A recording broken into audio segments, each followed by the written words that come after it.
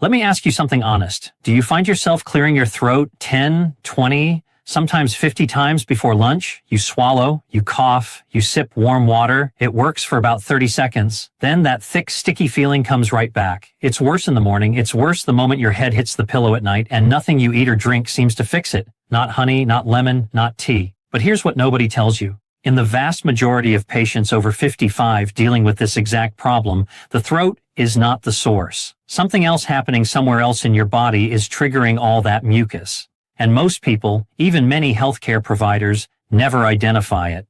By the end of this video, you'll know exactly what's causing it, the 4 research-backed reasons behind it, and a clear plan you can start tonight. But first, you need to understand the one hidden cause responsible for most cases, and it happens while you sleep. My name is Dr. William Lee. I'm a senior health specialist with 13 years of clinical experience working with patients over 60. In those 13 years, I've watched this exact complaint get dismissed over and over as just aging. Today, I'm not going to give you generic advice. I'm going to tell you exactly what I would tell my own mother if she were sitting across from me right now, the real causes and the real steps that work. Before we name the 4 causes, I need to reframe something important because most people have the wrong idea about mucus itself, and that misunderstanding is why this never gets solved. Mucus is not your enemy. Your body produces it every single day for excellent reasons. It's your respiratory system's first line of defense. It traps dust, bacteria, viruses, and tiny airborne particles before they reach your lungs. It keeps the delicate tissue lining your airways soft and protected. The problem isn't the mucus itself. The problem starts when that normally thin, watery, easy-to-clear mucus becomes thick, sticky, and slow, and instead of moving through your airways naturally, it pools at the back of your throat. And here's something most older adults have never been told clearly. Research has confirmed that mucociliary clearance, that's the medical term for your body's natural conveyor belt that sweeps mucus up and out of your airways, measurably slows down with age. The tiny hair-like structures lining your airways are called cilia. As we age, those cilia beat slower and weaker. Studies show that nasal mucus transit times increase significantly after 60. Translation: mucus that would have cleared in minutes at age 40 can linger for hours at 65 or 70. This is why anything that triggers extra mucus production hits older adults harder and lingers longer. And here's where it gets interesting because each of the 4 causes I'm about to walk you through becomes more powerful as we age. 1. Silent reflux, the hidden cause that happens while you sleep. The first cause is the one I want you to pay the closest attention to. It's called laryngopharyngeal reflux. Most people have never heard that term, so let me explain it plainly because this single condition is the most consistently missed reason for chronic throat mucus in adults over 55. You know what regular acid reflux feels like, that burning sensation in the chest after a heavy meal. Heartburn, that's the loud, obvious version, but there is a quieter version, one that comes with no chest burning at all, one that can go undetected for months or even years. It's called silent reflux, or LPR for short. Here's what happens. There's a small muscular valve at the bottom of your esophagus, the tube connecting your mouth to your stomach. That valve is supposed to close tightly after you eat, but as we age, that valve gets weaker. Stomach acid doesn't just creep up into the lower esophagus. It travels all the way up past the chest, into the throat, into the voice box, sometimes higher. And here's the critical part. Your throat and vocal cords are far more sensitive to acid than your esophagus is. Even microscopic droplets of acid reaching the throat cause significant irritation. Your body's response? Produce more mucus to coat and protect the tissue. Completely logical biology. But night after night, while you're asleep and have no idea this is happening, that mucus response keeps firing. Now here's the detail that makes this so easy to miss. Research shows that up to 50% of people with LPR have no heartburn at all, no chest burning, no obvious digestive symptoms, just chronic throat clearing, mild hoarseness worse in the morning, and that mucus that won't quit. Cleveland Clinic data notes that roughly 10% of adults have LPR. And more than half of people who see a throat specialist for chronic hoarseness turn out to have it. Ask yourself honestly, is your throat worse in the morning than the rest of the day? Do you notice more clearing when you bend forward or lie down? Does your voice sound rough when you first wake up? Those patterns matter. One important note, if you take anti-inflammatory pain medication regularly for arthritis or joint pain, research shows that class of drugs is associated with worsening reflux. The mechanism involves a reduction in prostaglandins, protective substances that normally shield your stomach lining. Now, I want to be absolutely clear. I'm not telling you to stop any medication, never change anything on your own. But this is a conversation worth having with your doctor. But stay with me because the next cause is even more sneaky. 2. Postnasal drip from chronic low-level sinus inflammation. The second cause is one many people live with silently because it doesn't show up the way they expect. When most people picture sinus problems, they imagine throbbing headaches, intense facial pressure, completely blocked breathing. Yes, that's one version. But in many adults over 55, chronic sinus inflammation is much quieter than that. No dramatic headache. Breathing feels mostly fine, and yet your sinuses, mildly inflamed, are producing a steady extra trickle of mucus that drains slowly and silently down the back of your throat. That's called postnasal drip. A 2024 study of patients with chronic postnasal drip found the average patient age was 55, confirming this is very much an over 55 problem. Throat discomfort was the most reported symptom, appearing in nearly 74% of patients. Here's the pattern. You go to bed feeling fine. While you sleep, gravity does its work. Those mildly congested sinuses drain steadily down into the back of the throat. By morning, there's a thick accumulation waiting for you. That heavy feeling, that immediate urge to clear before your first sip of tea. Now, many people grab antihistamines from the pharmacy, assuming they have allergies. Here's the problem. Antihistamines dry the mucus temporarily without addressing the underlying inflammation, and dried, thickened mucus is often more uncomfortable than the original problem. The approach with the strongest research behind it is daily nasal rinsing with warm saline. The European position paper on rhinosinusitis, one of the most authoritative documents in this field, gives saline nasal irrigation a level 1A evidence rating. A 2025 systematic review in the journal Medicine confirmed nasal irrigation as effective, safe, and low cost for reducing postnasal drip. The keyword is consistency. Daily, not occasional. Have you ever tried nasal rinsing? Tell me below. Your experience might encourage someone else watching right now. 3. Medication-related mucus, the cause nobody suspects. This third cause genuinely surprises people because when patients think about their throat, their daily prescriptions are simply not on the list of suspects. But for many older adults, certain widely prescribed medications directly contribute to persistent throat symptoms. The most documented example is a class of blood pressure medications called ACE inhibitors that stands for angiotensin-converting enzyme inhibitors. These drugs are widely prescribed and generally well tolerated, but they carry a recognized class-wide side effect, a dry, irritated throat, and constant urge to clear it. The mechanism is well established. CE inhibitors allow a substance called bradykinin to accumulate in the body. In susceptible people, that buildup triggers throat irritation. It is not an allergic reaction, it's a pharmacological effect. How common is this? Research in the journal Chest and across multiple studies reports the side effect in roughly 5 to 20% of users. A large study of over 27,000 patients found adults over 65 had a 53% higher likelihood of developing it compared to younger users.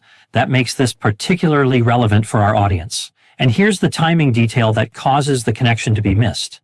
This side effect doesn't always show up right away. It can appear weeks or even months after starting the drug. So, if you began a blood pressure medication 6 months ago and your throat has bothered you since, they may feel completely unrelated. They often aren't. Again, I'm not telling you to stop any medication. But if you take a blood pressure pill and your throat clearing began or worsened around the time you started it, that's a conversation worth having with your prescribing doctor. There are alternative classes, ARBs, or angiotensin receptor blockers that lower blood pressure equally well without the same side effect. If you're still with me, drop the number 4 in the comments. I want to know who's paying attention. For dehydration and environmental irritants working together, the fourth cause is actually 2 factors working as a team, and together they hit harder than either one alone. The first is inadequate hydration. This sounds almost too simple, but the science is compelling. Think of mucus like honey. Warm honey flows, cold honey is thick and slow. Same substance, only the surrounding hydration changes how it behaves. Your mucus works the same way. Well-hydrated mucus is thin and easy to clear. Dehydrated mucus is sticky and pools. Here's the problem unique to older adults. Research has firmly established that the thirst mechanism becomes less sensitive with age. You can be meaningfully dehydrated enough to thicken your mucus without ever feeling thirsty. Waiting for thirst is a trap. It means you may live in a constant low-grade dehydration without realizing it. A practical target referenced in clinical nutrition guidance is roughly 30 milliliters of fluid per kilogram of body weight per day from all sources, including water, herbal teas, soups, and water-rich fruits and vegetables. The behavioral shift is to drink intentionally, not reactively. The second factor is environmental. Dry, heated indoor air during winter pulls moisture from the lining of your airways. Wood smoke, strong cleaning fumes, traffic pollution, scented candles, dry air conditioning all create low-level chronic irritation that keeps the mucus response stuck in the on position. These aren't dramatic triggers, they're background factors. Invisible, constant, cumulative, and that's exactly why they're missed. Warning signs that need a doctor, not self-management. Before I give you the action plan, I want to be honest about certain signs that go beyond ordinary mucus issues. Please speak with your doctor promptly if you notice mucus consistently tinged with blood, even a small amount. Unexplained weight loss alongside your throat symptoms.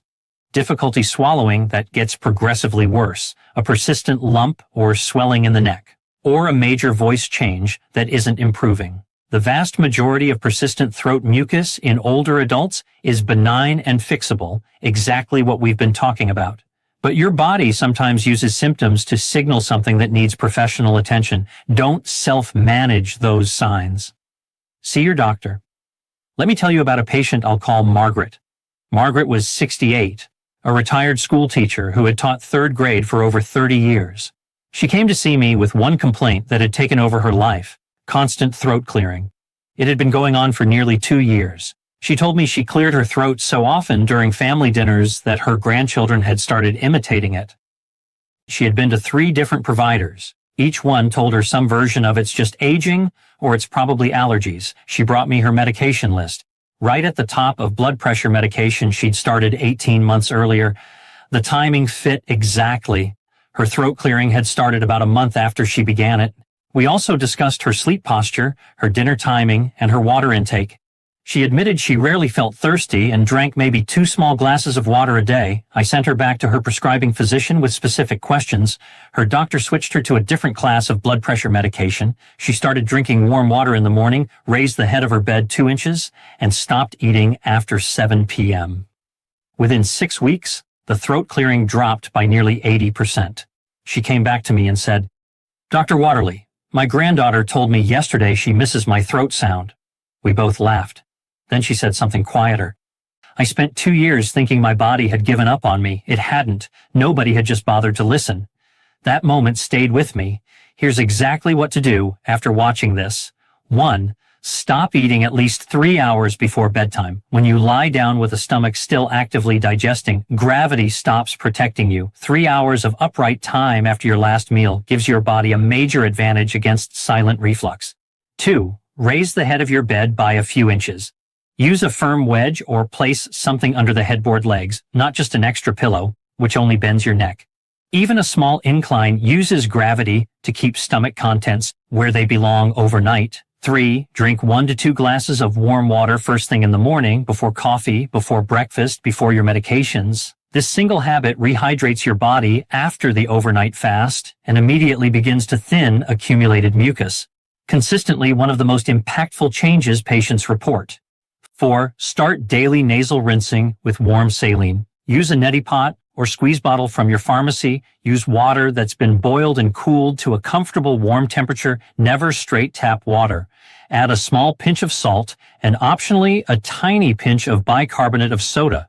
Once daily, ideally in the morning, give it at least 2 weeks of consistent practice before judging the result. 5. Book a medication review with your doctor.